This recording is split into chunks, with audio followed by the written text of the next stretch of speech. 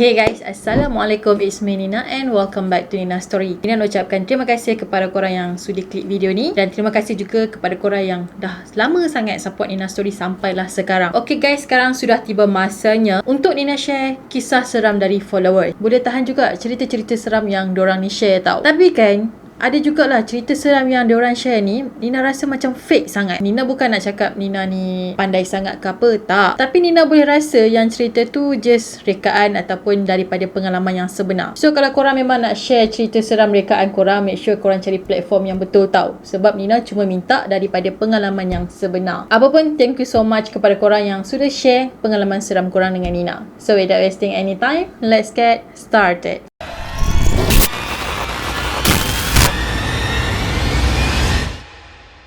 Cerita yang pertama ni dikongsikan oleh Firdaus. So kalau kita cerita pasal si gula-gula ni, memang boleh buatkan bulu roma ni auto meremang. Kalau cerita pasal dia je, Nina dah jadi macam seram sejuk. Dalam banyak-banyak penampakan lah kan, Nina rasa Nina paling takut dengan benda tu. Tak tahulah sebab apa, mungkin rupa bentuk dia kot macam mayat gitu. Okey, kita berbalik kepada cerita Firdaus tadi. Kejadian seram ni jadi pada tahun ni, tahun 2022, iaitu pada Hari Raya. Biasalah, kita kan baru boleh beraya tahun ni, jadi macam agak beria jugalah kita beraya. Family Firdaus ni pun sama, diorang memang celebrate gila-gila sampai kan rasa penat tu tak terasa langsung. Orang kata apa, punyalah excited nak sambut raya tahun ni. Jadi diorang pun bakal lemang dekat JB and then beraya dekat Melaka. Benda seram ni terjadi bila diorang habis beraya dekat rumah kakak diorang yang berada dekat Duyung, Melaka. Jadi lepas dah makan-makan, borak-borak, gosip sana sini kan, so diorang pun dah rasa penat, diorang pun nak baliklah ke rumah. Masa nak balik tu, isteri Firdaus ni ada pesan dekat Firdaus. Dia kata yang diorang ni kena ambil anak kawan diorang dan tidur dekat rumah diorang pada malam tu. Sebabnya anak dia ni nak jalan-jalan raya dengan kawan dia esok tu. Jadi diorang pun ikutlah highway AMJ untuk ke rumah kawan anak diorang ni. Highway ni sebenarnya dia agak gelap sikit sebab dia kurang lampu. Lepas tu pula kiri kanan jalan memang ada pokok-pokok yang besar. Even jalan ni tak adalah terang sangat kan, macam malap-malap gitu, tapi jalan ni straight je.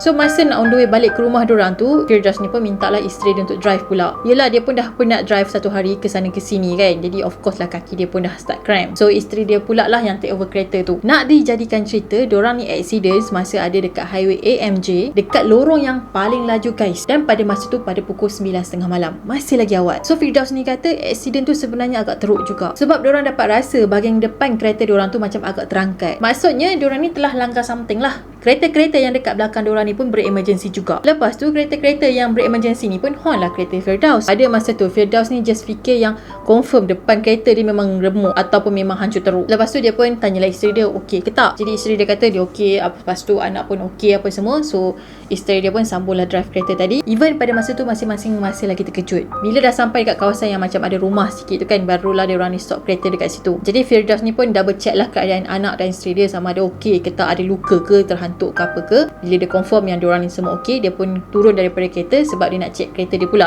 Tapi kan, ada satu benda pelik yang Firdaus ni tak boleh nak terima. Bila dia check kereta dia, tak ada satu kesan pun yang menunjukkan kata dia langgar benda. Semuanya okey, calar sikit pun tak ada. Jadi dia dah start pelik tau pada masa ni. Disebabkan dia tak puas hati, dia ambil torchlight pula. And then dia suluh balik dekat kawasan yang dia yakin kawasan ni memang akan hancur ataupun ada kesan calar. Bila dia double check, yes, memang tak ada apa-apa kesan. Cat kereta dia pun cun lagi guys, tak ada terkopak ke apa, tak ada. Lepas tu kan, dia macam teringat something tentang kejadian accident tadi. Masa diorang accident tu kan, kereta-kereta yang ada dekat belakang diorang semua horn berkali-kali, macam diorang ni marah tau. Seolah-olah kereta Firdaus ni break secara sengaja. Lepas diorang horn tu, diorang pun drive balik macam biasa. Tak ada pun nak turun tolong diorang ke apa ke, tak ada. Biasanya kan, kalau driver tadi yang terlibat dengan accident macam dia terlanggar benda ke, mesti akan ada pemandu kereta yang lain yang macam orang kata yang ada sifat perikemanusiaan akan turun tolong. Tapi yang ni tak ada guys. Nampak sangat dekat sini macam seolah-olah Firdaus tadi tu berhentikan kereta dekat situ secara sengaja ataupun secara tiba-tiba, tak ada sebab. That's why lah driver lain tadi tu horn dorang macam nak tunjuk kata tak puas hati lah, sebab tiba-tiba kau mengajuk apa hal kan, tak ada apa pun kat situ. Tak lama lepas tu, masa Firdaus tengah check kereta dia tu kan, anak dia pun turun dari kereta. Yelah, anak dia pun pelik jugalah, dah kenapa ayah dia ni check kereta lama sangat. Tapi respon anak dia pun sama macam Firdaus. Dia pun pelik sebab kereta dorang tak ada kesan calar. Tadi bukan main teruk lagi,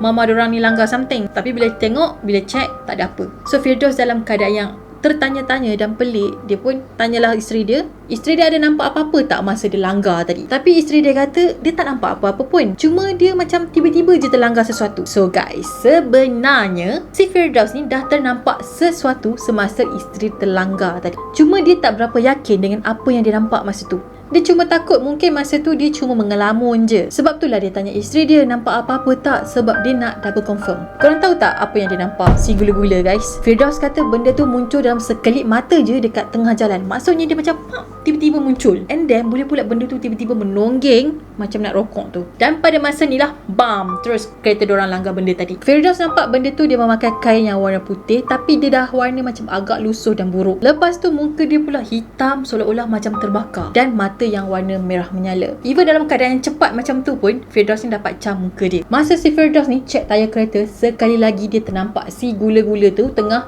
berdiri dekat celah pokok. Jadi si gula-gula tu dengan dia macam tak jauh. Tapi masa ni anak dia tak nampak, cuma dia seorang je yang nampak. So Firdaus rasa macam benda tu seolah-olah macam ikut dorang tau. Jadi Firdaus yakin sah memang isteri dia langgar benda tu dah. Bila dia dah nampak si gula-gula tu tercacak dekat celah pokok, dia pun suruhlah anak dia masuk ke dalam kereta.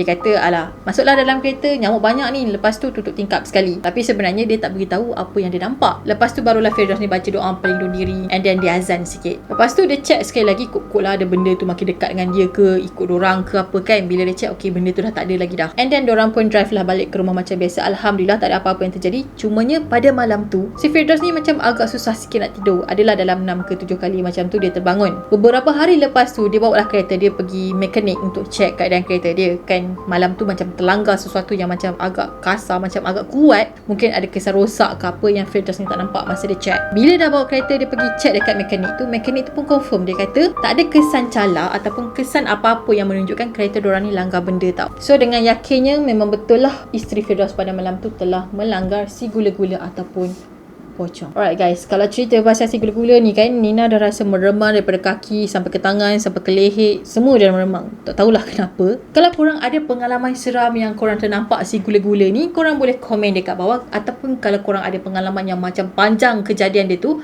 korang boleh DM Nina ataupun email Nina, okay? Tapi dengan satu syarat, cerita korang kena real. Dan daripada pengalaman korang, janganlah reka cerita macam-macam itu ini. Tiba-tiba dia datang melompat depan saya pun bertentang mata dengan dia. Lepas tu kita orang joget-joget. Jangan.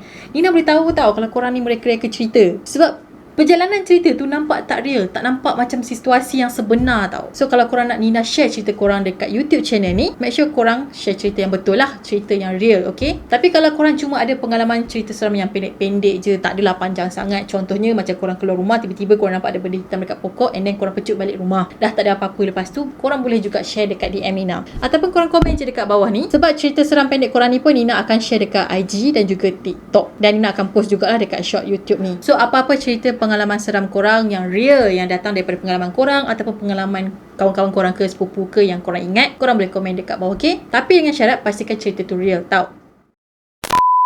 And yeah, that's it for today. Terima kasih so much kepada korang yang sudi tengok video Nina. Nina harap korang suka dan enjoy. Yang belum lagi subscribe channel Nina, jangan lupa untuk subscribe dan turn on notification sekali supaya korang tak terlepas dengan video-video yang akan datang.